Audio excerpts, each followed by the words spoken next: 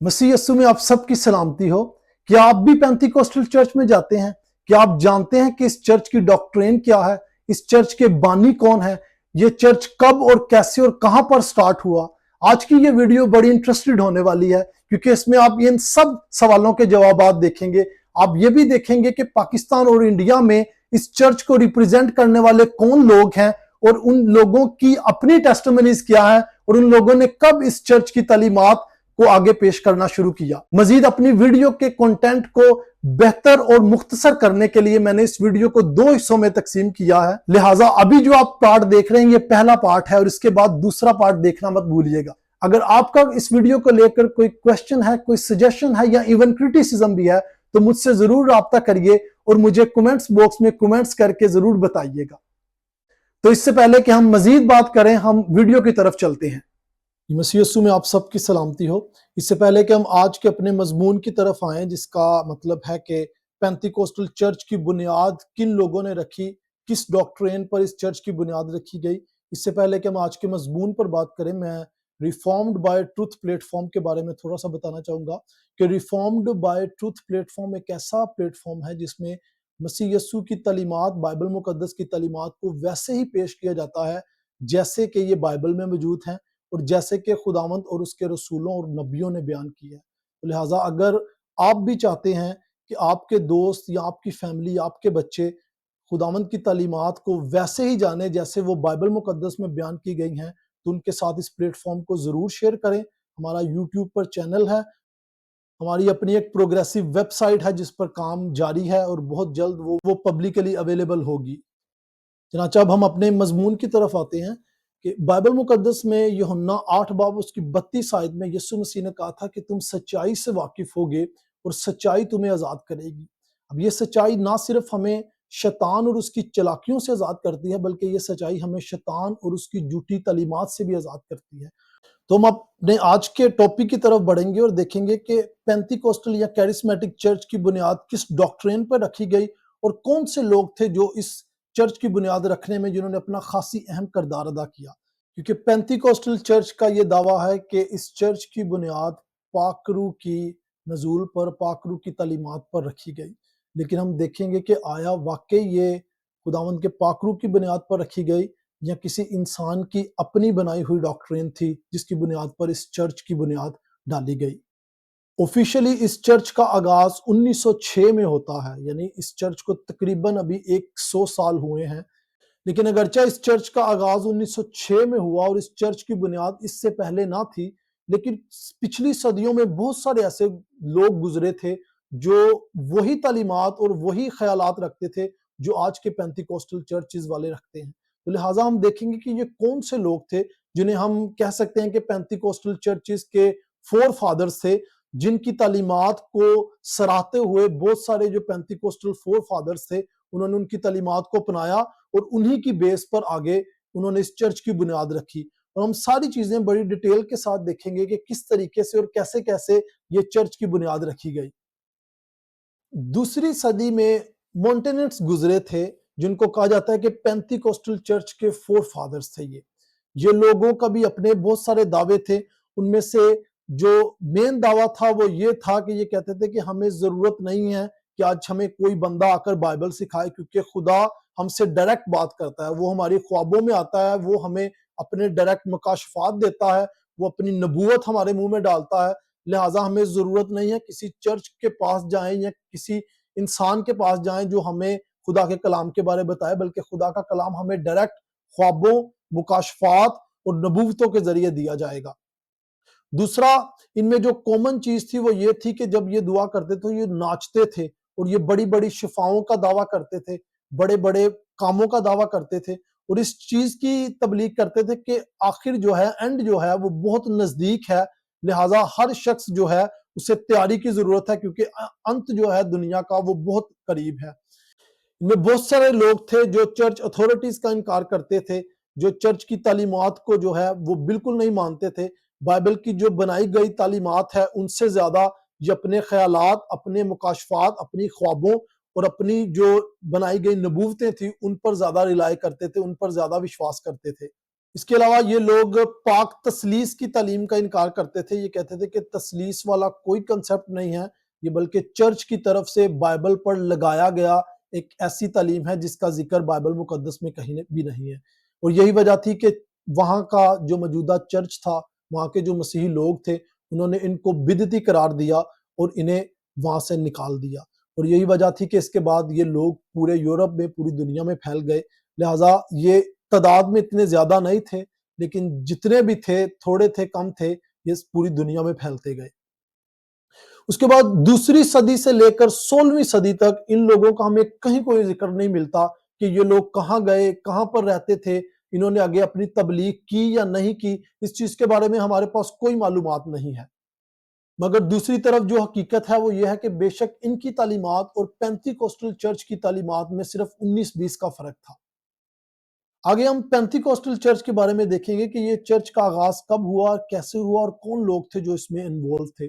تو basically پینتیکوسٹل church کو سمجھنے کے لیے ہمیں اس چیز پر غور کرنا ہوگا کہ پینتیکوسٹل چرچ کی 3 ویوز ایسی گزری ہیں جن ویوز میں اس چرچ کی تعلیمات ایک پروگریسیولی آگے بڑھتی گئی. اس کی جو پہلی ویو ہے وہ 1906 میں جیسے اس کا آغاز ہوا، اور اس ویو کا نام تھا عزوزہ اسٹریٹ موومنٹ. اور اس موومنٹ کو سٹارٹ کرنے والا جو شخص تھا وہ چارلز فورس فارم کا شاگرد تھا. چارلز فورس فارم وہ انسان تھا جس نے پینتیکوسٹل چرچ کی بنیاد رکھی، اور اس کا آگے شاگرد تھا جس کا تعلق امریکن بلیک کمیونٹی سے تھا. اس کا نام تھا ولیم جیمز سیمور. اس نے عزوزہ اسٹریٹ موومنٹ کی بنیاد رکھی، اور اس سیکٹ میں بہت سارے ایسے لوگ تھے، آپ کہہ لیں کہ مور دین 80% ایسے لوگ تھے جو تثلیث کی تعلیم کا انکار کرتے تھے. جیسے مونٹینٹس انکار کرتے تھے اور کہتے تھے کہ تثلیث کی تعلیم چرچ کی طرف سے بائبل مقدس پر مسلط کی گئی اپنی ایک ڈاکٹرین ہے، بائبل مقدس تثلیث کے بارے میں تعلیم نہیں دیتی. دوسری طرف یہ لوگ اس چیز کا بھی دعویٰ کرتے تھے کہ جب پرستش ہوتی ہے، جب دعا ہوتی ہے، جب چرچ میں لوگ اکٹھے ہوتے ہیں تو ہر شخص کے پاس یہ اختیار ہے کہ اپنے جسم کو مکمل طور پر آزاد کر دے، اور جیسے خدا کا پاک روح کہتا ہے، اگر وہ ناچنا چاہتا ہے، اگر وہ جھومنا چاہتا ہے، اگر وہ گانا چاہتا ہے، جو کرنا چاہتا ہے اسے کرنے دے. اس کے بعد ان کے سیکٹس میں، ان کے کیمپ میں بہت سارے لوگوں کی ہیلنگز اور پروفیسی کا کام چلتا تھا، جن میں یہ چیزیں بتائی جاتی تھی کہ بھئی بہت سے بڑے بڑے کام ہوتے ہیں، لوگ خدا جو ہے وہ لوگوں کو ڈائریکٹ جو ہے وہ پروفیسیز دیتا ہے، نبوتیں دیتا ہے، مکاشفات کے ذریعے، خوابوں کے ذریعے خدا جو ہے لوگوں کو شفا دیتا ہے. اور زیادہ تر جو لوگ ان کے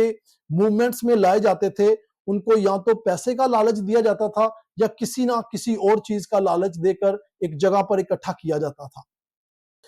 مزید جب ہم ان کے فاؤنڈرز کے بارے میں آگے پڑھیں گے کہ جو لوگ ان میں انوالو تھے، جن میں جب ہم پڑھیں گے کہ چارلز فوکس فورم خود کون تھا، تو ہم دیکھیں گے کہ ان کی ڈاکٹرین جو تھی اس کے بارے میں بھی ڈیٹیل کے ساتھ بات کریں گے. دوسری جو ویو گزری وہ 1960 میں گزری، جس سے کیرسمیٹک موومنٹ بھی کہتے ہیں. اگرچہ کیرسمیٹک لفظ 1960 سے پہلے بھی موجود تھا، اور کیتھولک چرچ میں، میتھوڈسٹ چرچ میں، بہت سارے دوسرے چرچوں میں اس کا وجود بھی تھا، لیکن جب پینتیکوسٹل چرچ میں آتا ہے تو اس کی ایک نئی ڈاکٹرین جو ہے وہ سامنے آتی ہے. اس ڈاکٹرین کے مطابق یہ کہا جاتا تھا کہ خداوند کا جو پاک روح کا بپتسمہ ہے وہ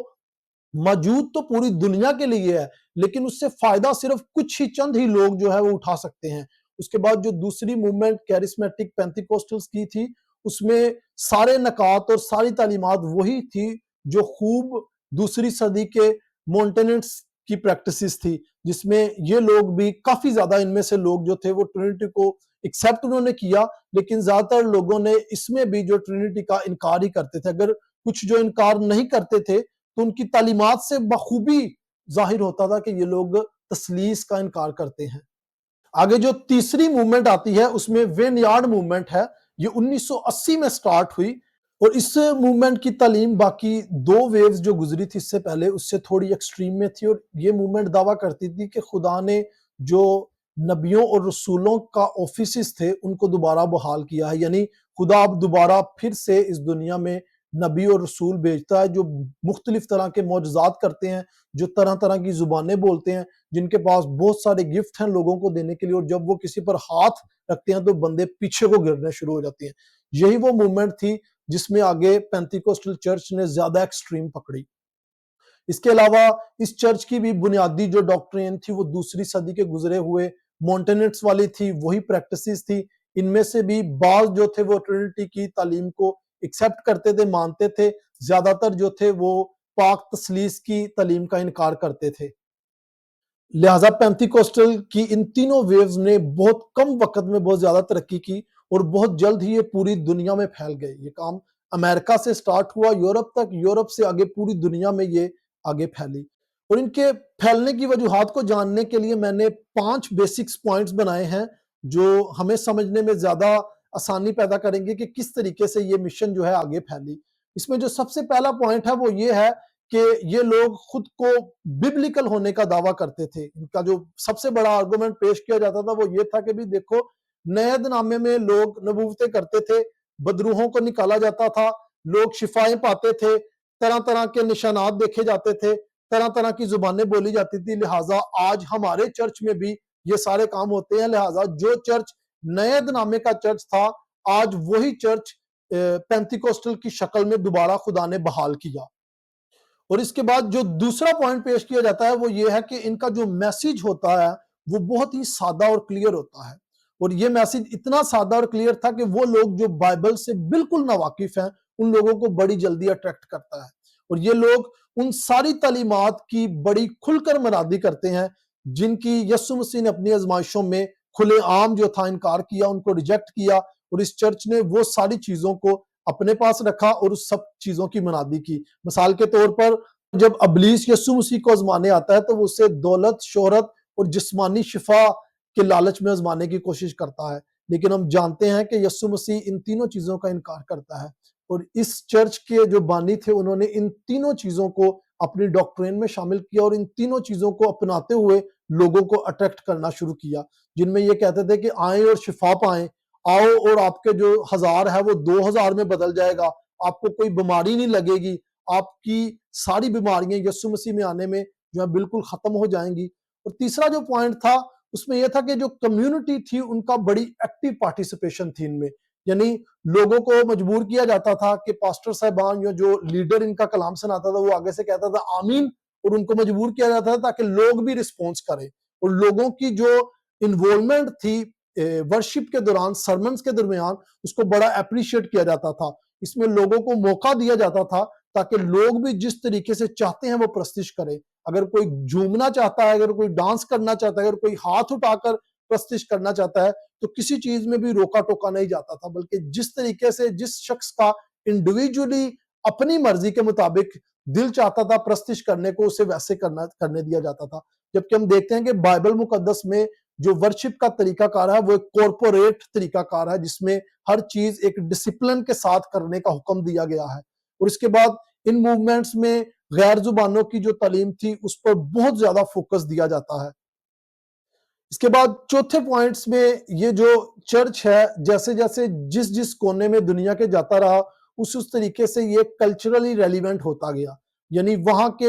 موجودہ دور کی ثقافت اور کلچر کے مطابق اس نے اپنے آپ کو باقی تمام چرچز کی نسبت زیادہ ڈھال لیا، یعنی وہاں کا جو مقامی میوزک تھا، وہاں کے جو مقامی لوگوں کے پہننے اوڑھنے کا سٹائل تھا، اس ہر چیز کو اس چرچ نے بہت جلدی اپنایا۔ آسان لفظوں میں کہو کہ دنیا کے جس کونے میں بھی گیا وہاں پر جو روپ تھا لوگوں کا، بجا کے اگر وہ روپ ببلیکلی غلط تھا، اگر ان کا کلچر ببلیکلی انہیں غلط تعلیم دے رہا تھا، اس نے بجا کے ان کے کلچر کو سدھارنے کے لیے ان کے کلچر کو اپنایا اور اس کو اپناتے ہوئے اپنی مرضی سے مسیح کی تعلیم دینے لگ گئے۔ اور یہی وجہ ہے کہ ان کا جو بانی تھا چارلس فارم، ایک بار وہ امریکہ سے سعودی عرب جاتا ہے اور سعودی عرب میں جا کر وہ جیسے وہاں کے مقامی لوگ بڑے چولے پہنتے تھے، جیسے وہ اپنی ثقافت کے مطابق کام کرتے تھے، وہاں پر وہ بھی جا کر ان کی ثقافت کے مطابق کام کرنے لگ گیا، اور اس نے اپنا نام بھی جو تھا چارلس فوکس سے عبدل کچھ رکھ لیا یہ، اور وہاں کے لوگوں میں وہ سمجھتا تھا کہ جیسے وہ ہیں ویسے رہ کر میں انہیں شفا دوں گا، انہیں جو ہے بڑے بڑے کام ان میں کروں گا، معجزات کروں گا، اور وہ لوگ بھی مجھ پر ایمان لے آئیں گے۔ اور یہی وجہ ہے کہ یہ اپنی تعلیمات میں اور ان سب کاموں میں بڑا مضبوط عقیدہ رکھتے ہیں اور بڑا مضبوط یقین رکھتے ہیں اس میں۔ تو پانچواں پوائنٹ جو ہمارے سامنے آتا ہے وہ یہ ہے کہ ہم کس طریقے سے جان سکتے ہیں کہ خدا کا روح ہمارے درمیان موجود ہے۔ اگر یہی سوال ہم رومن کیتھولک چرچ سے کریں گے تو رومن کیتھولک چرچ کہے گا کہ بھائی پاک کمیونین کے ذریعے یعنی پاک عشاء کے ذریعے ہم جانتے ہیں کہ خدا کا روح ہمارے ساتھ موجود ہے۔ اگر ہم پینتیکوسٹل چرچ کے پاس جائیں تو پینتیکوسٹل چرچ کا یہ دعویٰ ہے کہ شفاؤں کے ذریعے، نشانات کے ذریعے، نبوتوں، مکاشفات کے ذریعے اور الگ الگ زبانوں کے ذریعے ہمیں ایک نشان ملتا ہے کہ خدا کا پاک روح موجود ہے۔ لیکن ہم جو پروٹیسٹنٹ ہیں، ہم اس بات کا دعویٰ کرتے ہیں کہ ہم جانتے ہیں کہ خدا کا روح ہمارے ساتھ موجود ہے، کیونکہ خدا نے اس کا وعدہ کیا ہے، اور جب ہم خدا کا کلام پڑھتے ہیں تو ہمارا یہ ایمان ہے کہ خدا ہم سے بات کرتا ہے اپنے کلام کے ذریعے۔ لہٰذا اس چرچ کی جو بنیاد تھی وہ غیر زبانیں، معجزات اور بڑے بڑے نشانات اور کاموں پر تھی۔ اس چرچ کی بنیاد پاک روح اور ایمان کی بجائے پاک روح اور ایمان کی بائی پروڈکٹس پر تھی، یعنی شفاؤں پر، غیر زبانوں پر، نبوتوں پر، بڑے بڑے نشانات پر تھی۔ لہٰذا ہم ان چیز کا ڈیٹیل سے آگے دیکھیں گے کہ بائبل مقدس میں معجزات کے بارے میں، بائبل مقدس میں بڑے بڑے کاموں کے بارے میں کیا ذکر ہے، کیا بیان بائبل مقدس اس کے بارے میں کرتی ہے۔ تو بائبل مقدس میں ہم 3 ایسے پیریڈز دیکھتے ہیں جس میں خدا نے اپنے معجزات جو ہے بڑی قدرت کے ساتھ انسانوں پر ظاہر کیے، اور یہ وہ پیریڈ گزرا تھا جس میں خدا لوگوں کو یہ بتاتا ہے کہ وہی زندہ اور سچا خدا ہے، اور اس کے علاوہ دنیا میں اور کوئی خدا نہیں ہے۔ اور بے شک ان 3 پیریڈز کے علاوہ بھی خدا کی حضوری اس کے لوگوں میں رہی، اور وہ فقطاً اپنے لوگوں میں رہتے ہوئے بہت بڑے بڑے کام کرتا رہا ہے۔ لیکن بائبل مقدس میں یہ 3 ایسے پیریڈ گزرے ہیں جہاں پر ہم یکے بعد دیگرے خدا کے بڑے بڑے معجزات اور بڑے بڑے کاموں کو دیکھتے ہیں، جن کا خدا کے نزدیک، خدا کے لوگوں کے لیے ایک بڑا ہی خاص مقصد رہا ہے۔ ہم اس کے بارے میں ڈیٹیل سے دیکھیں گے کہ یہ 3 پیریڈ کون سے تھے، اور ان کے بارے میں، ان کے پیچھے خدا کا کیا مقصد تھا، کہ وہ لوگوں کو کیا اپنا پیغام دینا چاہتا تھا ان معجزات کے لیے اور ان بڑے بڑے کاموں کے ذریعے۔ ان میں جو سب سے پہلا دور گزرا تھا وہ دور موسیٰ اور ہارون کا دور تھا، جس میں خدا بڑے بڑے معجزے کرتا ہے، جس میں خدا اپنی قوم بنی اسرائیل کو، اپنے چرچ کو ملک مصر غلامی سے نکالتا ہے۔ اور دوسرا جو دور گزرا تھا وہ ایلیاہ اور الیشا کا دور گزرا تھا، جس میں خدا نے غیر قوموں کو بھی بتایا کہ وہ زندہ خدا ہے۔ تیسرا اور جو آخری دور گزرا تھا وہ یسوع مسیح اور اس کے رسولوں کا تھا، جس میں زمینی چرچ کی بنیاد رکھی جاتی ہے،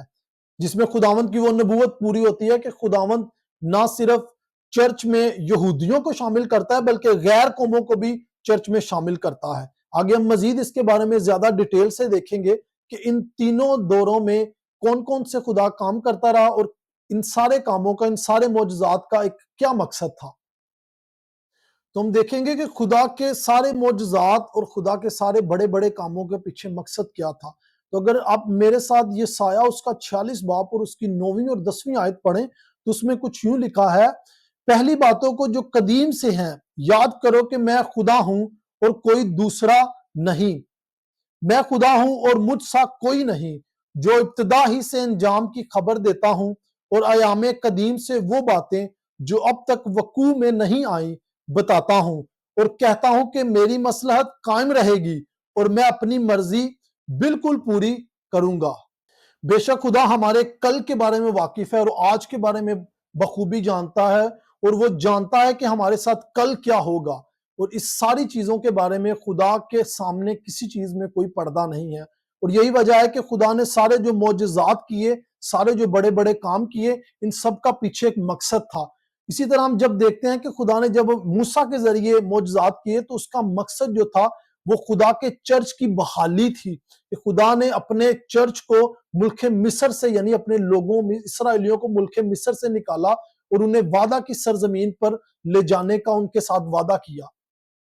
آگے جو دوسرا دور گزرتا ہے وہ ایلیاہ اور الیشا کا دور گزرتا ہے، جس میں خدا اسرائیل کی عدالت کرتا ہے اور اپنے چرچ کے بارے میں ایک نبوت کرتا ہے کہ اس کا چرچ صرف یہودی قوم پر ہی مختصر نہ ہوگا بلکہ اس چرچ کا پھیلاؤ آگے باقی قوموں پر بھی جو ہے ظاہر ہوگا۔ اور یہی وہ ٹائم تھا جس میں خدا غیر قوموں کے سامنے بہت بڑے بڑے معجزات جو ہے وہ ایلیاہ اور الیشا کی نسبت کرتا ہے، اور یہ بتاتا ہے کہ خدا کا جو چرچ ہے اس میں صرف یہودی ہی شامل نہ ہوں گے بلکہ غیر یہودی بھی شامل ہوں گے۔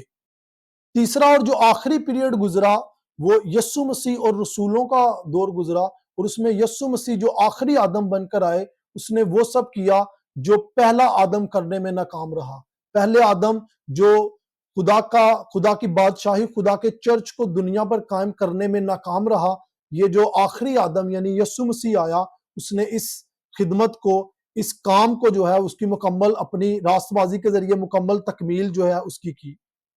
اور اس میں بہت سارے معجزات دکھائے گئے، بہت سارے بڑے بڑے نشانات دکھائے گئے، بہت سارے کام دکھائے گئے۔ اور آگے جب خداوند رسولوں تک اپنا کلام پہنچاتا ہے تو رسولوں کو جو پہلی آگاہی دی گئی تھی وہ یہ تھی کہ اسرائیل سے باہر نہ جانا، لیکن جب انہوں نے روح القدس انعام میں پایا تو اس کے بعد خدا خود ان کو کہتا ہے کہ اب تم پوری دنیا میں جاؤ اور مسیح کی منادی کرو، تاکہ لوگ جو ہیں وہ جانیں کہ خدا کا جو چرچ ہے وہ صرف یہودیوں تک مخصوص نہیں ہے، بلکہ پوری دنیا میں خدا کے چرچ جو ہے وہ پھیل گیا، اور پوری دنیا سے خدا کی کلیسیا کے لیے لوگ جو ہیں وہ چنے گئے ہیں۔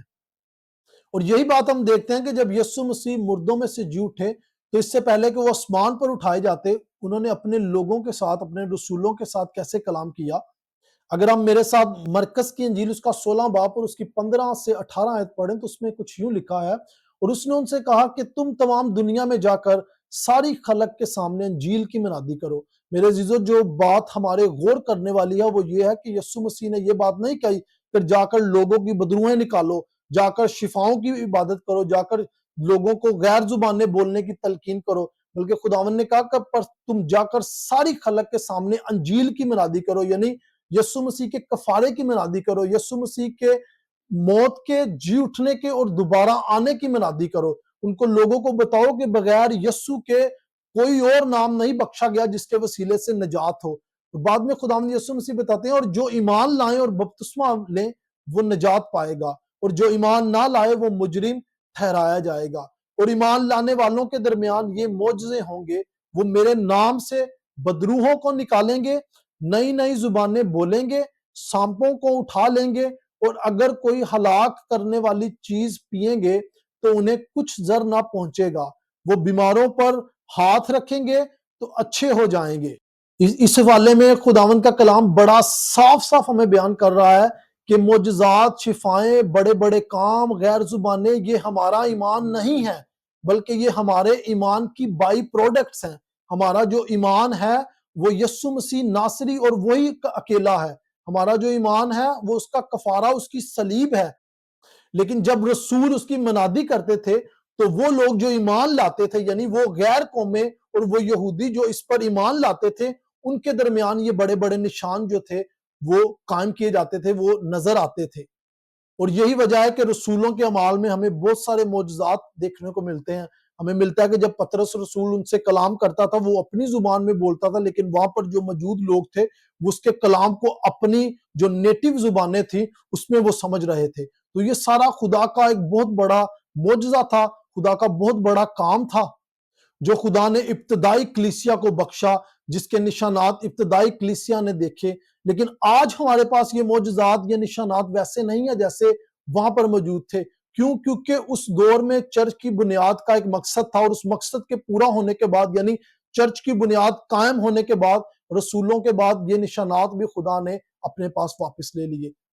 آگے ہم مزید دیکھیں گے کہ خدا کا کلام اس کے بارے میں کیا کہتا ہے۔ مزید اگر کوئی بندہ اس چیز کا دعویٰ کرتا ہے کہ بھائی آج بھی یہ نشانات قائم ہیں، آج بھی یہ نشانات ویسے ہی موجود ہیں جیسے ابتدائی کلیسیا میں تھے، تو آپ کو جو لوگ ایسے دعویٰ کرتے ہیں وہ کبھی بھی وہاں پر نہیں ملیں گے جو واقعی زہر کی بوتل کو پئیں اور انہیں کوئی ضر نہ پہنچے، جو واقعی زہریلے سانپ کو اپنے سے کٹوائیں اور وہ نہ مرے، کیونکہ یہ لوگ صرف جھوٹے دعوے کرتے ہیں، ان میں کوئی سچائی نہیں۔ اور اس کی وجہ یہ ہے کیونکہ خدا کا کلام سچا ہے۔ خداوند نے اپنے بندہ توما سے کہا تھا، توما تو دیکھ کر ایمان لایا ہے، لیکن تیرے بعد ایسی جنریشن آئے گی جو بغیر دیکھے، بغیر معجزات کے، بغیر نشانات کے مجھ پر ایمان لائیں گی۔ اور میرے عزیزو، جیسے موسیٰ کے دور میں معجزات کا ایک خاص مقصد تھا، اور جیسے ہی وہ مقصد کمپلیٹ ہوا، معجزات آگے ہم نہیں دیکھتے کہ داؤد نے کوئی معجزہ کیا ہو، آگے ہم نہیں دیکھتے ایزیکیل نے، یسایہ نے، سلیمان نے یا باقی پیغمبروں نے کوئی معجزات کیے ہوں۔ ان سب کا ایک ٹائم پیریڈ تھا، کیونکہ خدا کا ایک مقصد تھا کہ انسان خدا کی طرف دیکھے، نہ کہ ان معجزات کی طرف۔ خدا کا مقصد تھا کہ انسان خدا کی پرستش کرے، نہ کہ ان بڑے بڑے کاموں اور معجزات پر۔ خدا اس لیے نہیں چاہتا کہ ہم اس کی پرستش کریں کیونکہ وہ بڑے بڑے کام کرتا ہے، بلکہ خدا اس لیے چاہتا ہے کہ ہم اس کی پرستش کریں کیونکہ وہ خالق ہے، اور ہم پر فرض ہے کہ ہم اس کی مخلوق ہوتے ہوئے اس کی اسی طرح پرستش کریں جس طرح اس نے کلام پاک میں ہمیں حکم دیا ہے کہ اس کی پرستش کریں، نہ کہ ہم اپنی مرضیوں کے ساتھ اپنی منمانی کر کر یا جس طریقے سے ہم چاہتے ہیں کہ پرستش کریں ویسے خدا کی پرستش کریں، بلکہ پرستش کا وہی طریقہ، وہی اصول اور وہی قوانین ہونے چاہیے جو خدا نے بائبل مقدس میں اپنی تعلیمات کے ذریعے ہمیں بیان کیے ہیں۔ یہی بات پولس رسول افسیوں 2 باب اس کی 11، 19 اور 20 آیت میں یوں بیان کرتا ہے، پس یاد کرو کہ تم جو جسم کی روح سے غیر قوم والے ہو، اور وہ لوگ جو جسم سے ہاتھ سے کیے ہوئے ختنہ کے سبب سے مختون کہلاتے ہیں تم کو نامختون کہتے ہیں۔ پولس رسول یہاں پر غیر قوموں سے بات کر رہا ہے کہ یہودی اگرچہ تمہیں ناپاک کہتے ہیں کیونکہ تمہارا ختنہ نہیں ہوا، لیکن تم مسیح یسوع میں اب ایک ہو، چاہے تمہارا ختنہ ہے یا نہیں۔ ابراہیم کی تم اولاد ہو ایمان کے وسیلہ سے، نہ کہ ختنہ کے وسیلہ سے۔ آگے 19ویں آیت میں وہ کہتا ہے، پس اب تم پردیسی اور مسافر نہیں رہے، بلکہ مقدسوں کے ہم وطن اور خدا کے گھرانے کے ہو گئے، اور رسولوں اور نبیوں کی نیو پر، جس کے کونے کے سرے کا پتھر خود مسیح یسوع ہے، تعمیر کیے گئے ہو۔ یعنی سارے لوگ جو یہودی اور غیر یہودی تھے، جو یسوع مسیح پر ایمان لائے، وہ ایمان کے وسیلہ سے ابراہیم کے فرزند کہلائے اور خدا کی فیملی کے حصہ بنے، اور یسوع مسیح اس کلیسیا کا سر ٹھہرا۔ اور اس ابتدائی کلیسیا کی جو بنیاد تھی اس کی منادی کی گئی مسیح کی صلیب کی اس میں، اور اس میں ہم نے بہت سارے نشانات، بہت سارے عجیب کام اور بہت سارے معجزات دیکھے، جس کی تصدیق جو ہے آگے عبرانیوں کا لکھاری جو ہے وہ 2 باب اس کی 3 اور 4 آیت میں یوں کہتا ہے، وہ کہتا ہے، تو اتنی بڑی نجات سے غافل رہ کر ہم کیوں کر بچ سکتے ہیں، جس کا بیان پہلے خداوند کے وسیلہ سے ہوا اور سننے والوں سے ہمیں پایا ثبوت کو پہنچا، اور ساتھ ہی خدا بھی اپنی مرضی کے موافق نشانوں اور عجیب کاموں اور طرح طرح کے معجزوں اور روح القدس کی نعمتوں کے ذریعے سے اس کی گواہی دیتا رہا۔ میرے عزیزو، خداوند کا بندہ ہمیں بیان کر رہا ہے کہ نجات کے لیے صرف اور صرف یسوع مسیح ہی ہے، اور وہی نجات کا اکیلا ذریعہ ہے۔ معجزات، شفائیں، یہ ساری جو چیزیں ہیں یہ جسمانی چیزیں ہیں، اور یہ وہ چیزیں ہیں جو ایک وقت کے ساتھ ختم ہو جاتی ہیں، لیکن نجات کا جو ذریعہ تھا وہ دنیا کے آغاز سے لے کر آج تک جو ہے وہ یسوع مسیح ہی ہے۔ ابراہیم، اسحاق، یعقوب بھی یسوع مسیح پر ایمان کے ذریعے سے بچے، اگرچہ وہ یسوع مسیح کا بظاہر نام نہیں جانتے تھے، لیکن وہ اس چیز پر ایمان رکھتے تھے کہ مسیحا آئے گا، اور ان کے اسی ایمان کے سبب سے وہ بچائے گئے۔ آج ہم جو ہیں، جو یسوع مسیح کے نام سے واقف ہیں، ہم بھی اگر یسوع مسیح پر ایمان رکھیں گے تو ہم بچائے جائیں گے۔ بظاہر ہمیں شفا ملے یا نہ ملے، ہم بڑے بڑے کام دیکھیں یا نہ دیکھیں، نشانات اور معجزات اور غیر زبانیں ہم پریکٹیکل ان سب کا ایکسپیرینس کریں یا نہ کریں، اگر ہم مسیح یسوع پر ایمان نہیں رکھتے تو ہماری نجات ناممکن ہے۔ اور خداوند کا بندہ یہی یہاں پر بتا رہا ہے کہ اتنی بڑی نجات سے غافل رہ کر ہم کس طرح بچ سکتے ہیں۔ یہ وہ نجات ہے جس کے بارے میں یسوع مسیح نے کلام کیا، رسولوں نے کلام کیا، اور بڑے بڑے کام جو ہے خدا نے پاک روح کے ذریعے اپنی کلیسیا پر، اپنے ابتدائی چرچ پر ظاہر کیے۔ لیکن اس سب میں جو مین پوائنٹ جس پر زیادہ زور دیا گیا ہے وہ یسوع مسیح کی منادی پر زور دیا گیا ہے، وہ یسوع مسیح کی صلیبی کفارے پر زور دیا گیا ہے، وہ یسوع مسیح کی تعلیمات پر زور دیا گیا ہے، اور یہی وہ منادی تھی، یہی وہ تعلیمات تھی، یہی وہ ڈسپلن تھا جس کے بارے میں یسوع مسیح نے اپنے رسولوں سے کہا کہ تم جا کر پوری دنیا میں مسیح کے کفارے کی منادی کرو، اور ان کو بتاؤ، ان کو یاد دلاؤ جو میں نے سکھایا ہے تمہیں، جو تعلیمات میں نے تمہیں دی ہیں، ان کو جا کر وہ تعلیمات دو۔ لہٰذا یہ معجزات، بپتسمے، یہ ساری چیزیں مسیح کے چرچ کی ابتدائی تعلیمات تھی، جن کے بارے میں خدا نے بتایا کہ نشانات کے ذریعے خدا کی جو منادی تھی وہ ثابت کی گئی کہ وہ واقعی سچا اور حق کا خدا ہے، اور اس کی منادی واقعی سچی ہے۔ اور اس کے بارے میں مزید عبرانیوں کا جو لکھاری ہے وہ ہمیں یوں لکھتا ہے، عبرانیوں 6 باب اس کی پہلی 3 آیت میں، پس آؤ مسیح کی تعلیم کی ابتدائی باتیں چھوڑ کر کمال کی طرف قدم بڑھائیں، اور مردہ کاموں سے توبہ کرنے اور خدا پر ایمان لانے کی، اور بپتسموں اور ہاتھ رکھنے اور مردوں کے جی اٹھنے اور ابتدائی عدالت کی تعلیم کی بنیاد دوبارہ نہ ڈالیں، اور خدا چاہے تو ہم یہی کریں گے۔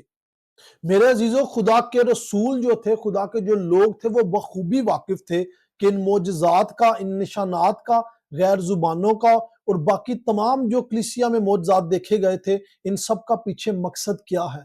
وہ سب لوگ اس سے بخوبی واقف تھے کہ جو سب سے زیادہ ضروری چیز ہے وہ معجزات، وہ نشانات، وہ بڑے بڑے کام نہیں ہیں، کیونکہ یہ وہ کام ہے جس کے ذریعے ابلیس بھی لوگوں کو گمراہ کرتا ہے۔ کیونکہ اگر ابلیس جو ہے وہ اگر لوگوں کو گمراہ کرنا چاہے تو اس کا سب سے بڑا کام ہی یہ ہے کہ لوگوں کا سارا دھیان معجزات پر، شفاؤں پر، ان تمام جسمانی چیزوں پر لگائیں تاکہ کوئی بندہ خدا کی منادی کی طرف آئے نہ، کوئی بندہ کلام خدا کا سننے کے لیے آئے نہ۔ اور یہی وجہ ہے کہ ایسے بہت سارے چرچ جو مسیح یسوع کے چرچ نہیں ہیں، وہاں پر صرف انہی چیزوں کی منادی کی جاتی ہے، خدا کے کلام کی، کفارے کی، نجات کی، جو ہے توبہ کی کوئی منادی نہیں ہوتی، اور صرف لوگ آتے ہیں، ایک دوسرے کو دیکھتے ہیں، شفائیں لینے آتے ہیں، غیر زبانیں بولتے آتے ہیں، اور ادھر ادھر کی باتوں پر اپنا ٹائم ضائع کر کر واپس گھر کو لوٹ جاتے ہیں۔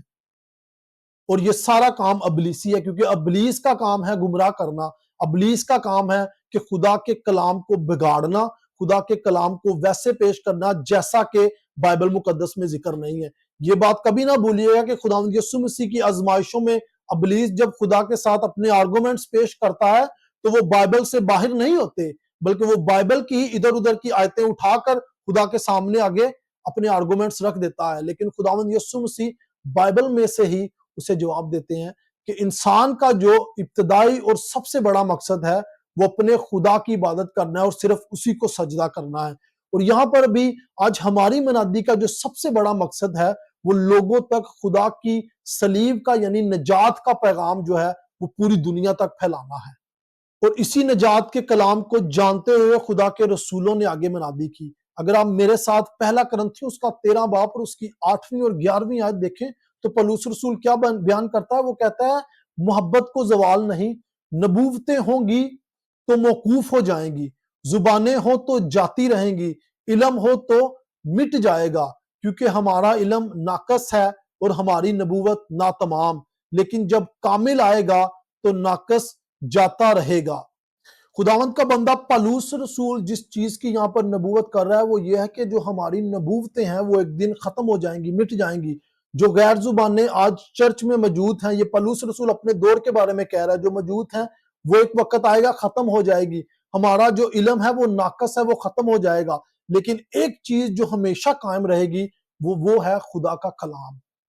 خدا کا مقدس پاک کلام، جو آج بھی ہمارے پاس خدا کی بائبل مقدس کے ذریعے جو ہے وہ ہمیں سونپا گیا ہے۔ یعنی خدا کے تمام صحیفے، خدا کا سارا کلام جو ہے وہ ابدی اور اٹل ہے، اس میں کسی قسم کی کوئی ترمیم نہیں، کوئی تبدیلی نہیں۔ اور ہمارے جو کام ہیں، ہماری جو نبوتیں ہیں، ہماری جو غیر زبانیں ہیں، ہمارے جو بڑے بڑے معجزات ہیں، ہمارے جو اپنے نشانات جو ہم دیکھتے ہیں آج چرچ کی بنیاد میں، وہ سب ختم ہو جائیں گے۔ لیکن جب کامل آئے گا، یعنی جب کینن بنے گا، جب خدا کی بائبل مقدس کی مکمل تکمیل ہو جائے گی تو یہ نشانات کی ضرورت نہیں پڑے گی، بلکہ منادی کے لیے کس کی ضرورت پڑے گی؟ بائبل مقدس کی اور مسیح یسوع کی تعلیمات کی، جس کی بنیاد یسوع مسیح نے اپنے رسولوں کو دی کہ جاؤ اور مسیح کی تمام منادی کو پوری دنیا میں بیان کرو، اور جیسے جو کچھ میں نے سکھایا ہے وہ پوری دنیا کو بیان کرو۔ اور یہی وجہ ہے کہ خدا اپنے پاک روح کی گائیڈنس کے ذریعے اپنے رسولوں کو، اپنے لوگوں سے یہ کلام کرتا تھا، اور وہ پاک روح کی ہدایت کو، اس کلام کو قلم بند کرتے جاتے تھے۔ اور آج ہمارے پاس وہ کلام بائبل مقدس کی صورت میں، بائبل مقدس کی شکل میں موجود ہے۔ لہٰذا اگر ہم اس کو اگنور کرتے ہیں اور اپنے پرسنل ایکسپیرینسز کو، اپنی خوابوں کو، اپنے مکاشفات کو، اپنی جسمانی چیزوں کے پیچھے بھاگتے ہیں تو میرے عزیزوں ہم بہت بڑی غلطی کر رہے ہیں، کیونکہ خدا چاہتا ہے کہ ہم اس کی مرضی کو جانیں، اور اس کی مرضی اس کے باہر کہیں بھی نہیں ہے۔ اگر آپ بائبل کی اس مرضی کے بارے میں نہیں جانتے تو آپ کسی بھی مرضی کے بارے میں نہیں جانتے۔ اگر آپ بائبل کی اس مرضی کو پورا نہیں کرتے تو آپ اس کا مطلب ابلیس کی مرضی کو پورا کرتے ہیں، کیونکہ ابلیس جو ہے وہ بائبل مقدس کی تعلیمات کے خلاف ہے، وہ بائبل مقدس کی تعلیمات کو رد کرتا ہے، اور وہ بائبل مقدس کی تعلیمات پر ہمیشہ کیچڑ اچھلتا ہے۔ لہٰذا آپ ان پوائنٹس کو یاد رکھیے گا جو میں کہنے لگا ہوں ابھی، کہ جب یسوع مسیح آسمان پر اٹھائے گئے، اس سے پہلے وہ آسمان پر اٹھائے جاتے انہوں نے کہا کہ پس تم جا کر سب قوموں میں انجیل کی منادی کرو، اور یسوع نے یہ پیغام اپنے رسولوں کو دیا، اور لہٰذا اسی منادی کا پیغام رسولوں نے آگے اپنے شاگردوں کو دیا، جب انہوں نے کہا کہ تم جا کر مسیح کی منادی کرو۔ انہوں نے یہ بالکل بھی نہیں کہا کہ جا کر لوگوں کی بدروہیں نکالو، جا کر چارٹ لکھواؤ، آئیں اور شفا پائیں، جا کر لوگوں کو شفائیں دو، جا کے بدروہیں نکالو، غیر زبانیں بولو، بلکہ اس نے کہا کہ جاؤ اور پوری دنیا میں مسیح کی منادی کرو۔ آگے ہم دیکھتے ہیں کہ جب خداوند کا بندہ پالوس رسول اس دنیا سے جانے لگا تو اس سے پہلے اس نے اپنے لوگوں کو کیا نصیحت دی، اس نے اپنے شاگرد تموتھیوس کو کیا لکھا۔ اگر آپ میرے ساتھ پہلا تموتھیوس اس کا 3 باب اور اس کی 16 سے 17 آیت پڑھیں تو اس میں یوں لکھا ہے کہ ہر ایک صحیفہ جو خدا کے الہام سے تعلیم اور الزام اور اصلاح اور راست بازی میں تربیت کرنے کے لیے فائدہ مند بھی ہے، تاکہ مرد خدا کامل بنے اور ہر ایک نیک کام کے لیے تیار ہو جائے۔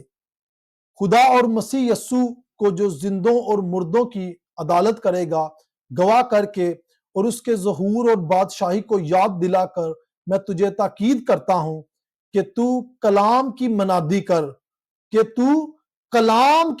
کر، وقت اور بے وقت مستعد رہ، ہر طرح کے تحمل اور تعلیم کے ساتھ سمجھا دے اور ملامت اور نصیحت کر، کیونکہ ایسا وقت آئے گا کہ لوگ صحیح تعلیم کی برداشت نہ کریں گے، بلکہ کانوں کی کھجلی کے باعث اپنی اپنی خواہشوں کے مطابق بہت سے استاد بنا لیں گے اور اپنے کانوں کو حق کی طرف سے پھیر کر کہانیوں پر متوجہ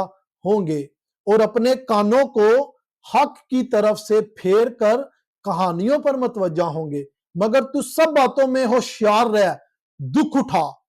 بشارت کا کام انجام دے، اپنی خدمت کو پورا کر، کیونکہ میں اب قربان ہو رہا ہوں اور میرے کوچ کا وقت آ پہنچا ہے۔ یہ خداوند کے بندے پالوس کے اپنے شاگرد تموتھیوس کو آخری کلام ہے، اور وہ اس سے یہی بار بار نصیحت کہہ رہا ہے کہ کرسچن ڈسپلن پر، یعنی مسیح یسوع کی منادی پر کام کر، لوگوں کو نصیحت کر، ملامت کر، لوگوں کو مسیح کی تعلیم دے، انہیں کوئی ڈرامے کر کے نہ دکھا۔ اور میرے عزیزوں، ہم واقعی اس دور میں ہیں جس میں لوگ اپنی مرضی کے استادوں کو چن رہے ہیں، جس میں لوگ کہانیوں پر زیادہ غور کرتے ہیں۔ آپ نے اکثر اپنے ارد گرد یہ کہانیاں سنی ہوں گی، بہن اس میٹنگ چ گئے، پادری صاحب نے ہاتھ رکھیا تے 500 بندہ تے اگلا ایویں ڈگ گیا، بہن اس پادری نے تے جدو گل کیتی تے لوکی جڑے مردہ سی وہ زندہ ہو گئے، لوکی جڑے لولے سی وہ ٹرن لگ گئے۔ اب یہ ساری کہانیاں ضرور اگر میں نے سنی ہے تو آپ نے بھی ضرور سنی ہوگی کسی نہ کسی کے منہ سے، لیکن میرے عزیزو یہ سب ڈرامے بازیاں ہیں، یہ سب ابلیسی لوگ ہیں اور ان کے کام ہیں۔ ان سب لوگوں کا خدا کے کلام سے، خدا کی تعلیمات سے، خدا کی مصلوبیت کی منادی سے دور دور تک کوئی تعلق نہیں۔ ان سب لوگوں کا صرف خدا ان کا اپنا پیٹ ہے، اور یہ سب لوگ ابلیس کی اولاد ہے، کیونکہ جو خدا کے لوگ ہیں، جو خدا کی تعلیمات پر چلنے والے لوگ ہیں، ان کا جو فوکس ہے وہ یسوع مسیح کی تعلیم پر ہے، ان کا جو فوکس ہے وہ مسیح یسوع کی مصلوبیت کی منادی پر ہے، ان کا جو فوکس ہے وہ یہ ہے کہ لوگوں تک نجات کا کلام پہنچے۔ وہ ایسے ڈرامے بازیاں نہیں کرتے، انہوں نے اپنی مرضی سے، اپنے ایکسپیرینس، اپنی نبوتیں، اپنے معجزات کو جو ہے آرگنائز نہیں کیا، بلکہ وہ بائبل مقدس کی، بائبل کی تعلیم، یعنی جیسے یسوع مسیح نے نبوت کی، یسوع مسیح نے بیان کیا کہ انجیل کی منادی پوری دنیا میں کرو۔ تو بے شک میرے عزیزوں، ہم ایسے دور میں ہیں، ہم ایسے کام میں ہیں کہ بہت سارے جھوٹے رسول، جھوٹے مسیح اٹھیں گے، اور اگر وہ سچ میں بھی ایسے سارے معجزات کرتے ہیں تو بائبل مقدس ہمیں واضح طور پر بیان کرتی ہے کہ ایسے لوگوں کے پیچھے ہم نے نہیں جانا، کیونکہ جب موسیٰ کے دور میں جب خدا نے موسیٰ کے عصا کے ذریعے سانپ بنوایا تو جو ابلیسی لوگ تھے وہاں پر انہوں نے بھی اپنے عصا کے ذریعے سانپ بنا لیا۔ تو ابلیس کے پاس بھی یہ پاور ہے، یہ قدرت ہے کہ ابلیس بھی جو ہے وہ معجزات کر لیتا ہے۔ لہٰذا آپ نے جو خدا کا کلام سن رہے ہو، ایسے لوگوں کے ڈراموں میں، ایسے لوگوں کے پہلو میں، ایسے لوگوں کے چکروں میں نہیں آنا۔ خدا کا کلام واضح طور پر بیان کر رہا ہے، اور اگر آپ میری اس آواز کو سن رہے ہیں تو میری یہ آواز آپ پر گواہی ہے۔ آپ خدا کے تخت عدالت کے سامنے یہ بات نہیں کہہ سکتے کہ خداوند ساڈے تک دے کسی بندے نے گل دسی نہیں سی۔ اور یہی بات آگے خداوند جو ہے اپنے لوگوں کو کیا بیان کر رہا ہے، متی رسول اس کے 24 باب اور اس کی 23 سے 25 آیت میں خداوند بیان کرتا ہے، اس وقت یعنی اخیر دور میں اگر کوئی تم سے کہے کہ دیکھو مسیح یہاں ہے یا وہاں ہے تو یقین نہ کرنا، کیونکہ جھوٹے مسیح اور جھوٹے نبی اٹھ کھڑے ہوں گے اور ایسے بڑے بڑے نشان اور عجیب کام دکھائیں گے کہ اگر ممکن ہو تو बरगजीदों को भी गुमराह कर लें। देखो मैंने पहले ही तुमसे कह दिया। यहां पर खुदावंद खुदा बिल्कुल भी ये बात नहीं कह रहा कि खुदा के जो बरगजीदा हैं वो भी गुमराह हो जाएंगे, बल्कि खुदावंद ये बयान कर रहे हैं कि जो शैतान और इब्लीस के लोग होंगे, जो इन मोजज़ात और झूठे नबियों के पीछे भागते हैं, उनके काम इस कदर असल दिखने वाले होंगे कि अगर मुमकिन हो सकता तो शायद बरगजीदों को भी वो गुमराह कर लेते। लेकिन खुदा के बरगजीदों की जो हिफाजत है वो यस्सु मसीह खुदा का पाक रूह खुद करता है। और जो उसके लोग हैं, जैसे खुदावंद ने यूहन्ना 10 बाब में कहा कि मेरी भेड़ें मेरी आवाज सुनती हैं, जो खुदा की भेड़ें हैं वो खुदा की आवाज सुनती हैं, और ये लोग जितनी मर्जी अपनी कोशिशें कर लें, जो खुदा के लोग हैं वो इनमें से निकल जाते हैं। अगर आप भी खुदा के साथ मोहब्बत रखते हैं, उसकी दी हुई तालीमात के साथ मोहब्बत रखते हैं, तो आप इनके झूठों में कभी भी नहीं खुश हो सकते। आप इनसे किनारा करोगे, और जब खुदा आपकी आंखें खोलता है तो आप इनमें दोबारा वापस शामिल नहीं होते, क्योंकि ये लोगों का जो बाप है वो खुदा नहीं, बल्कि इन लोगों का बाप अबलीस है, और इनकी जो तालीम है वो अबलीसी है, ना कि खुदावंद की तालीम है। और लिहाजा याद रखिए, इन्हीं लोगों के बारे में खुदावंद खुदा ने मत्ती 7 बाब और उसकी 21 और 23 आयत में क्या बयान किया है। यीशु मसीह ने कहा कि तख्ते अदालत के दिन ये सारे लोग मेरे सामने होंगे। मत्ती 7 बाब और उसकी 21 और 23 आयत में यूं बयान है, जो मुझसे ए खुदावंद कहते हैं, उनमें से हर एक आसमान की बादशाही में दाखिल ना होगा, मगर वही जो मेरे आसमानी बाप की मर्जी पर चलता है। आसमानी बाप की मर्जी पर हम कैसे चल सकते हैं? जब हमें वाकई आसमानी बाप की मर्जी का पता हो। आसमानी बाप की मर्जी का कैसे पता चलेगा? बाइबल मुकद्दस की तालीम से, ना कि इन लोगों के बोलों से, ना कि इन लोगों की हरकतों से, इन लोगों के झूठे मौजज़ात, झूठी गवाहियों और झूठे कामों से, बल्कि बाइबल को पढ़ने से, बाइबल को सुनने से हमें खुदा की मर्जी पता चलेगी। अगली आयत में लिखा है, उस दिन बथेरे मुझसे कहेंगे, ए खुदावंद, क्या हमने तेरे नाम से नबूवत नहीं की, और तेरे नाम से बदरूहों को नहीं निकाला, और तेरे नाम से बहुत से मोजज़े नहीं किए?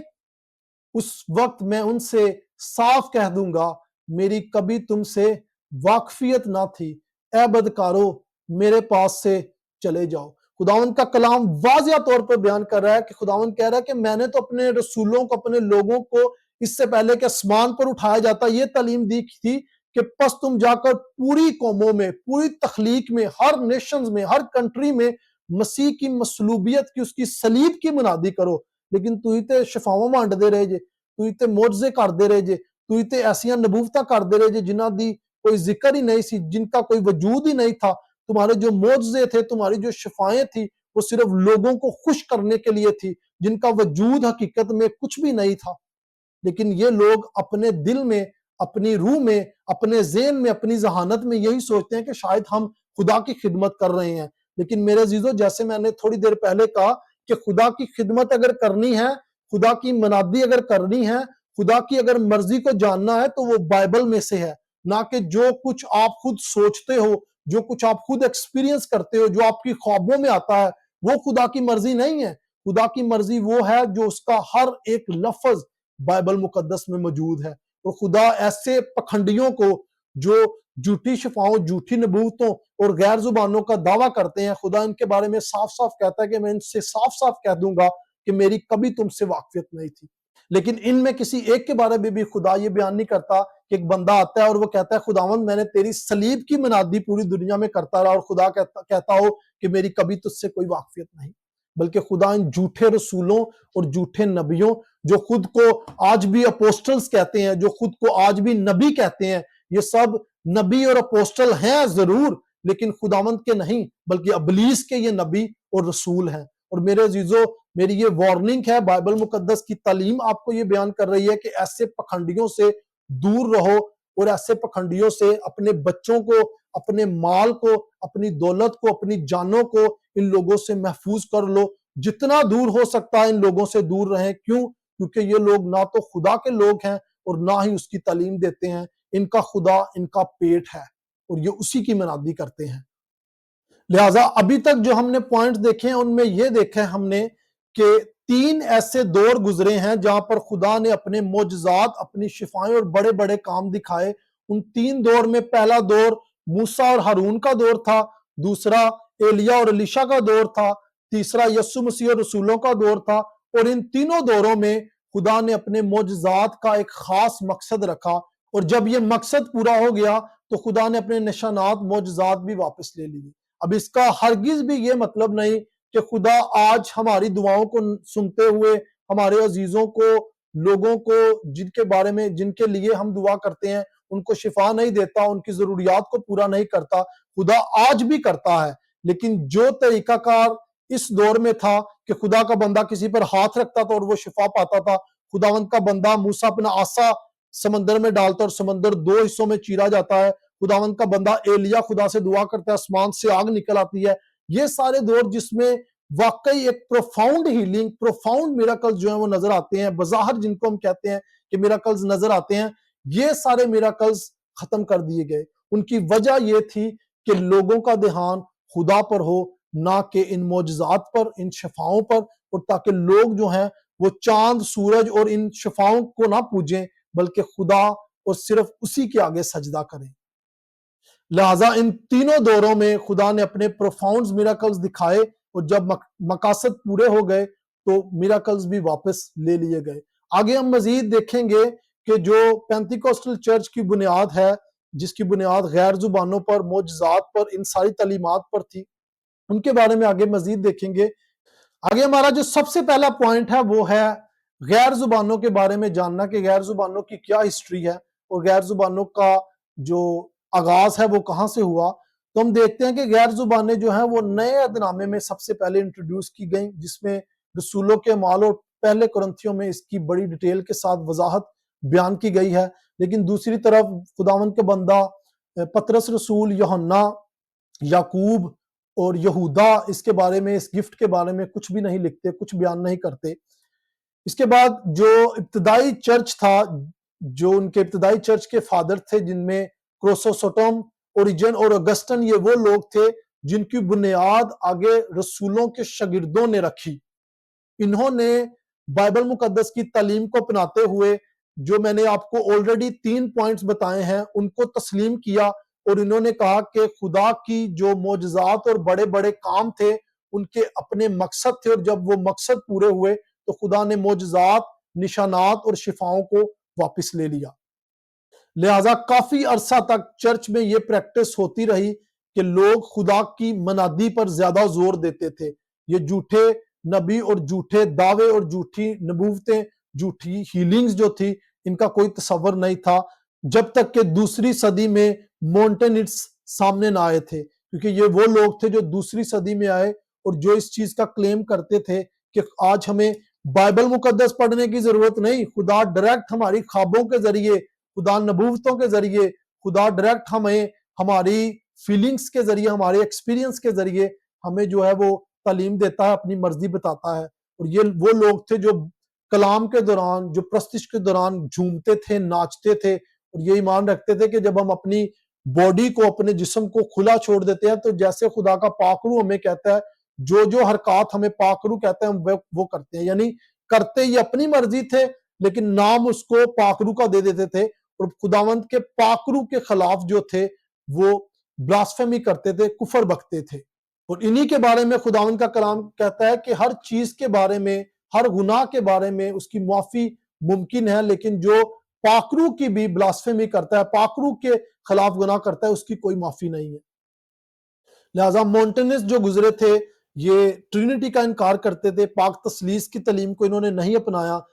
اور ان کی تعلیمات اور حرکات کو دیکھتے ہوئے چرچ نے ان کو بدعتی قرار دیتے ہوئے انہیں چرچ سے نکال دیا، اور پھر یہ یورپ کے بہت سے علاقوں میں پھیل گئے۔ مزید آگے 16ویں صدی تک ہمیں کہیں پر ان کا وجود نہیں ملتا کہ یہ کہاں گئے، انہوں نے اپنی ریلیجیس ایکٹیویٹیز کو کہاں پر جاری رکھا، ان کے چرچ جو تھے وہ کہاں پر موجود تھے۔ لیکن 16ویں صدی میں پروٹیسٹنٹ میں سے ایک گروپ نکلا، پروٹیسٹنٹ ملیٹنٹ میں سے، جن کا نام تھا کیمیسارڈ، جو ان کی تعلیمات آگے مزید دینا شروع کر گئے۔ اس کے بعد جینیسٹس جو تھے وہ بھی ایک رومن کیتھولک ملیٹنٹ گروپ میں سے نکلے جو ان کی تعلیمات پر آگے کام کرتے تھے۔ اس کے بعد جو تیسرا گروپ تھا وہ شیکرز امریکن ایک سیکٹ تھا جو 16ویں صدی کا ہی تھا۔ 1747 میں مدر این لی نے اس کو انٹروڈیوس کروایا، مدر این لی ایک ایسی عورت تھی جو یہ کلیم کرتی تھی کہ میں یسوع مسیح کی فیمیل ورژن ہوں، یعنی میں یسوع مسیح ہوں لیکن ایک عورت بن کر میں آیا ہوں۔ اور یہ لوگ جو تھے وہ بڑے ہی بدعتی تھے، یہ لوگ جو تھے ان کا دور دور تک بائبل کی تعلیمات سے کوئی تعلق نہیں تھا۔ یہ لوگ صرف مسیحیت کو اس لیے اپناتے تھے کیونکہ اس وقت دنیا میں مسیحیت کا جھنڈا پورا جو تھا وہ پوری دنیا پر پھیلا ہوا تھا، اور یہ اپنے مفادات کو پورا کرنے کے لیے مسیح کا نام اور مسیحیت کا صرف جو تھا وہ ایک لوگو اپنے پر رکھتے تھے۔ بالکل اسی طرح جیسے آج کے دور میں بھی ان لوگوں کے قدموں پر قدم رکھنے والے جو لیڈرز ہیں انہوں نے کیا ہے کہ وہ مسیح کا نام لے کر اپنے ایجنڈیز کو پورا کرتے ہیں، اپنی خواہشات کو، اپنے کاموں کو پورا کرتے ہیں۔ لہٰذا یہ عورت بھی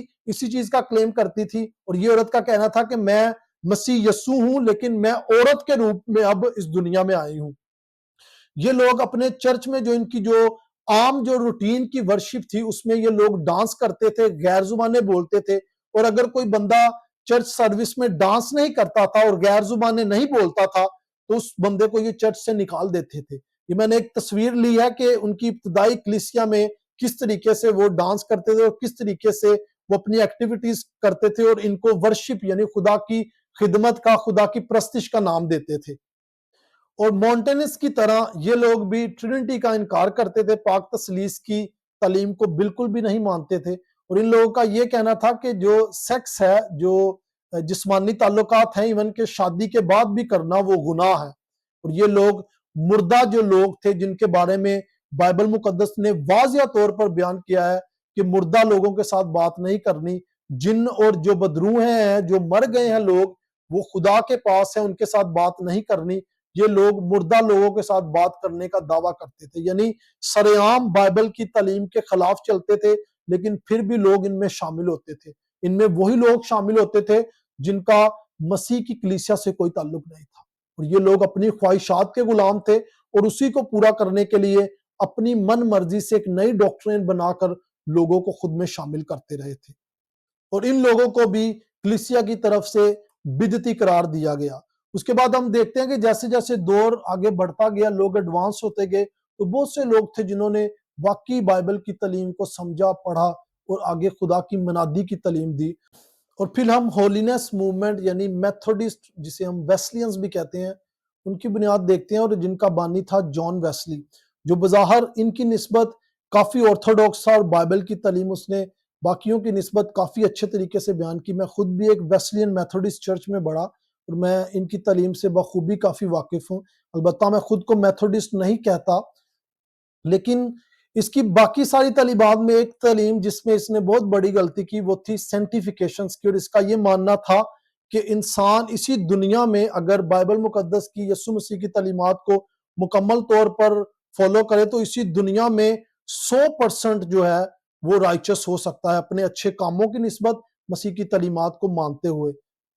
جبکہ بائبل مقدس کی تعلیم ہمیں پولس رسول بیان کرتا ہے کہ جب تک ہم اس جسم میں ہیں، اس بدن میں ہیں، خداوند کے ہاتھ سے جلا وطن ہے۔ لیکن اس نے اس چیز کا اپوزٹ بتایا، اس نے کہا کہ ہم اسی دنیا میں رہتے ہوئے بھی 100% رائچس ہو سکتے ہیں، 100% راست باز ہو سکتے ہیں۔ ان کی تعلیم کو فالو کرتے ہوئے ان کی ایک شاگرد تھی جس کا نام تھا فوبی پالمر۔ فوبی پالمر نے اس کی تعلیم کو بڑا سیریس لیا، اور جب فوبی پالمر کی شادی ہوئی، اس کے 2 بچے ہوئے، تو ان کے بچے جو تھے انفینسی میں ہی مارے گئے، یعنی جب وہ چھوٹے بچے ہی تھے پیدا ہوئے تب ہی مر گئے۔ تو اس نے اپنے آپ کو مجرم ٹھہرانا شروع کر دیا کہ کیونکہ میں نے کوئی گناہ کیا جس کی وجہ سے میرے بچے مر گئے، کیونکہ اگر میں گناہ نہ کرتی، اگر مجھ میں کوئی گناہ نہ ہوتا تو خدا کبھی بھی میرے بچوں کو اپنے پاس نہ بلاتا۔ اور یہی تعلیمات کو آج کا پینتیکوسٹل چرچ بھی فالو کرتا ہے، کہ وہ کہتے ہیں کہ اگر آپ دعا کر رہے ہو اور آپ کو کوئی بیماری لگ جاتی ہے تو اس کا مطلب یہ ہے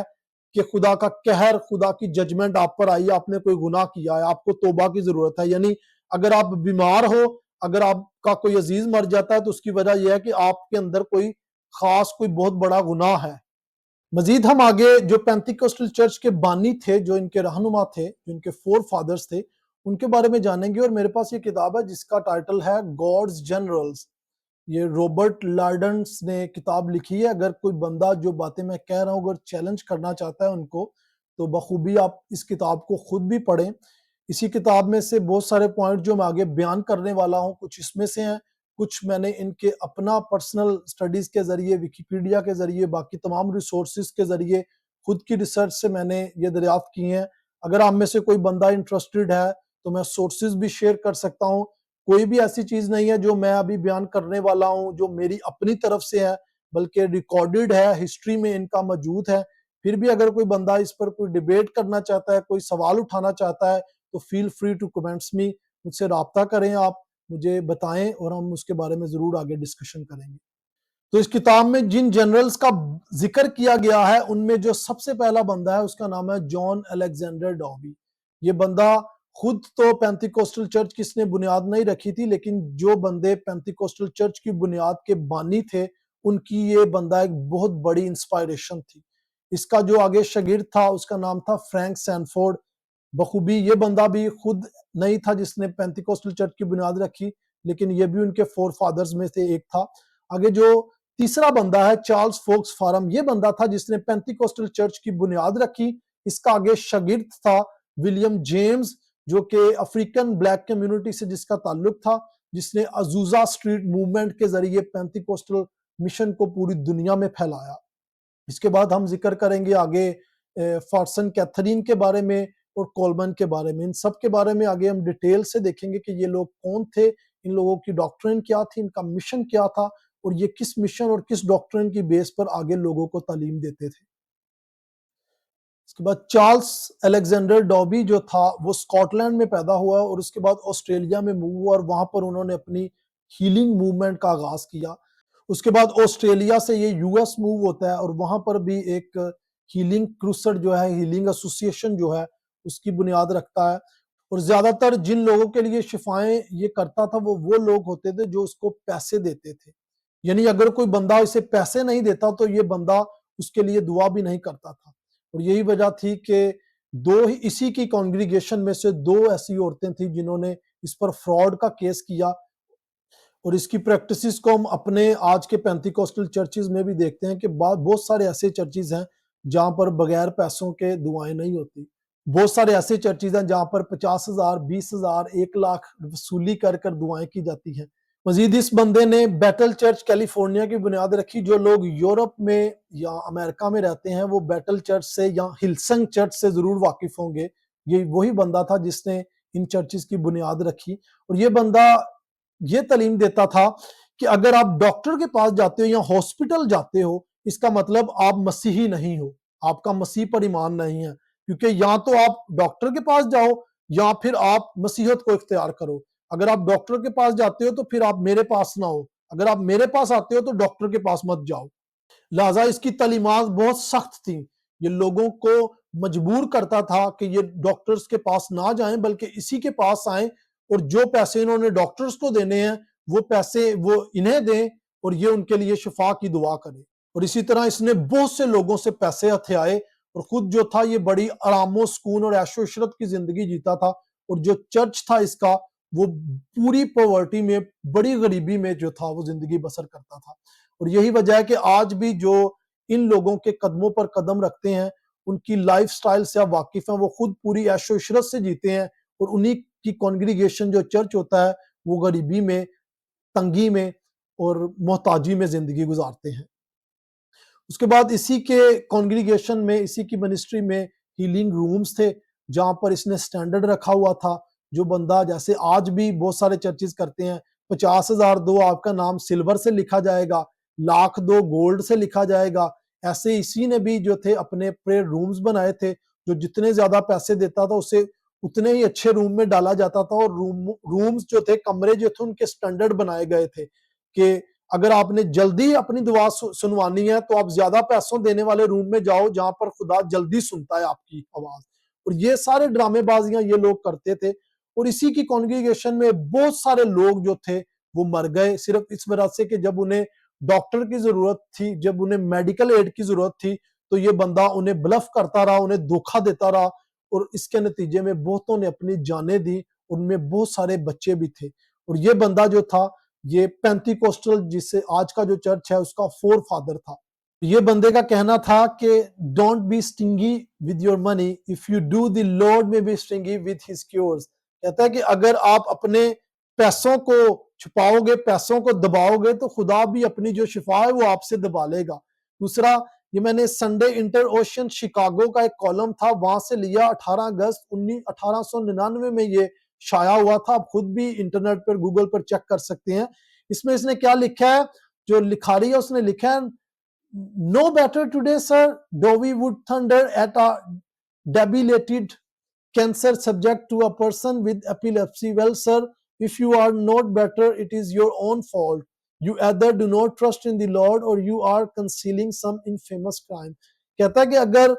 آپ کو کینسر ہے یا ایپیلیپسی کوئی مرگی کی بیماری ہے تو پریشان مت ہو. ڈیبی آپ کے لیے جو ہے ڈیبی دعا کرے گا اور آپ ٹھیک ہو جائیں گے. اگر اس کے دعا کرنے کے باوجود بھی آپ ٹھیک نہیں ہوتے، اس کا مطلب اس کی دعا میں کوئی فالٹ نہیں ہے. اس کا مطلب آپ کسی ایسے گناہ میں ہو جس کی وجہ سے آپ کو شفا نہیں مل رہی. یہ بالکل وہی کنسیپٹ ہے جو میں نے آپ کو جان ویسلی کی تعلیم میں بتایا تھا، کہ جان ویسلی کہتا تھا کہ آپ اسی دنیا میں 100% جو ہے وہ سینکٹیفائی ہو جاتے ہیں. آگے اس کی جو فوبی پالمر اس کی شاگرد تھی، اس نے اس تعلیم کو مزید غلط لیتے ہوئے کہا کہ اگر مجھے کوئی بیماری ہے یا میری دعا خدا نہیں سنتا، اس کا مطلب میرے اندر گناہ ہے. یہ بندوں نے انہی کے قدموں پر قدم رکھے، اور یہ بندے کہتے ہیں کہ بھئی اگر آپ کو شفا نہیں ملتی دعا کے بعد بھی، تو اس کا مطلب آپ بہت بڑے کرائم میں، بہت بڑے گناہ میں ہو. یعنی ان کی ڈاکٹرین کے مطابق پالوس رسول جس نے دعا کی خدا سے پھر بھی وہ شفا نہیں پاتا، وہ بہت بڑے گناہ میں مرا. اور ان کی ڈاکٹرین کے مطابق اگر آپ توبہ میں نہیں مرتے تو آپ جنت میں نہیں بلکہ دوزخ میں جاتے ہو. تو آپ خود ہی کیلکولیشن کر سکتے ہو کہ یہ تعلیم بائبل مقدس کی تعلیمات کے کس قدر خلاف اور کس قدر اپوزٹ ہے. اور مزید یہ خود بھی بندہ جو تھا وہ ایک میسیو سٹروک کے ذریعے مرا. اسے ہارٹ اٹیک ہوا تھا، اس کے ذریعے یہ بندہ 1907 میں مرا. اور یہ بندہ یہ کلیم کرتا تھا کہ ایلیا نبی کی جو روح ہے وہ مجھ میں ہے اور میں ایلیا ہوں. جیسے بائبل مقدس میں پروفیسی کی گئی ہے کہ اس سے پہلے کہ خداوند کا دن آئے ایلیا نبی آئے گا، تو یہ کہتا تھا کہ ایلیا نبی میں ہوں، ایلیا نبی کی روح میرے اندر ہے. مزید اس کے بعد جو بندہ گزرا اس کا نام تھا فرینک سینفورڈ. جو لوگ پینتیکوسٹل ایمان کو لے کر بہت سیریس ہیں وہ اس بندے کو ضرور جانتے ہو گے، کیونکہ اس کی بہت سی کتابوں اور بہت سی تعلیمات جو ہے وہ آج پبلکلی بہت اویلیبل ہے. یہ بندہ جو تھا وہ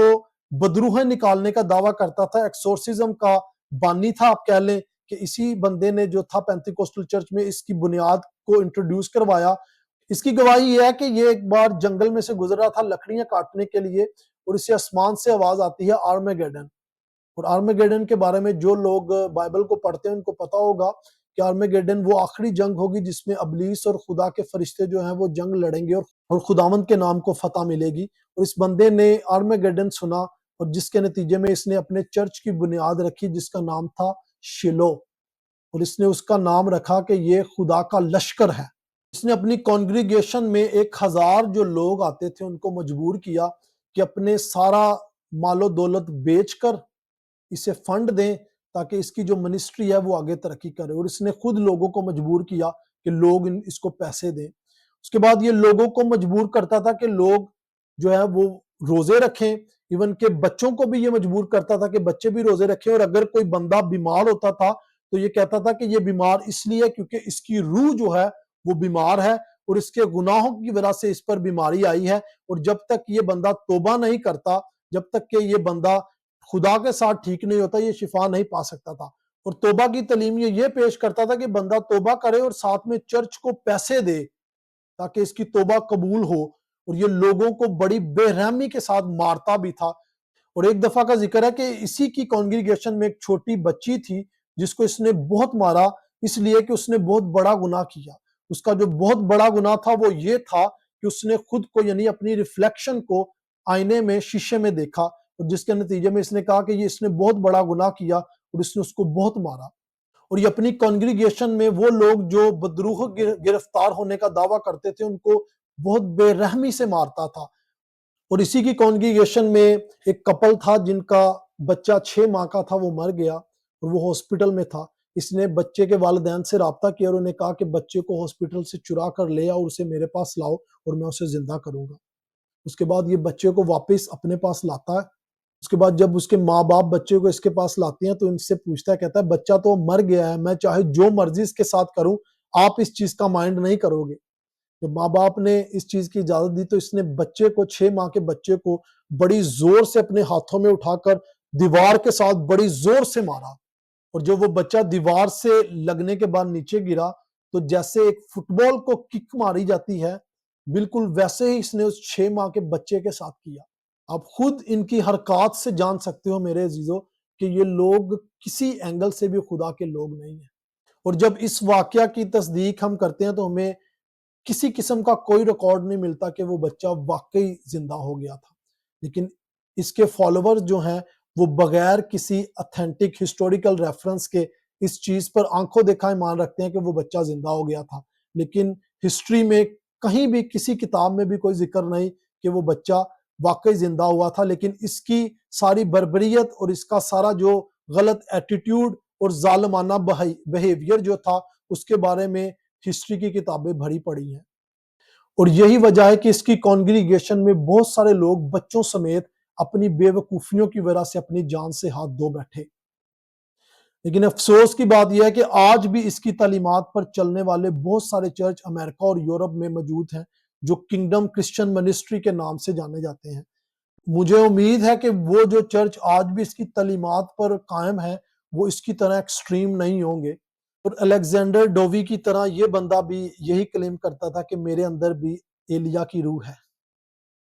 لہٰذا ہمارے پہلے سیشن کا اختتام ہوا, اور ہم اپنے اگلے سیشن میں دیکھیں گے کہ ان کے جو بانی تھے وہ کون تھے, اور جو انڈیا اور پاکستان میں اس چرچ کو ریپریزنٹ کرتے ہیں وہ کون لوگ ہیں. تو خداوند آپ لوگوں کے ساتھ ہو, خداوند آپ لوگوں کو ابلیس اور اس کی تعلیمات اور اس کے لوگوں سے بچا کر محفوظ رکھے. خداوند آپ کے اور آپ کے بچوں کو پر اپنا رحم والا ہاتھ ابد تک رکھے. آمین.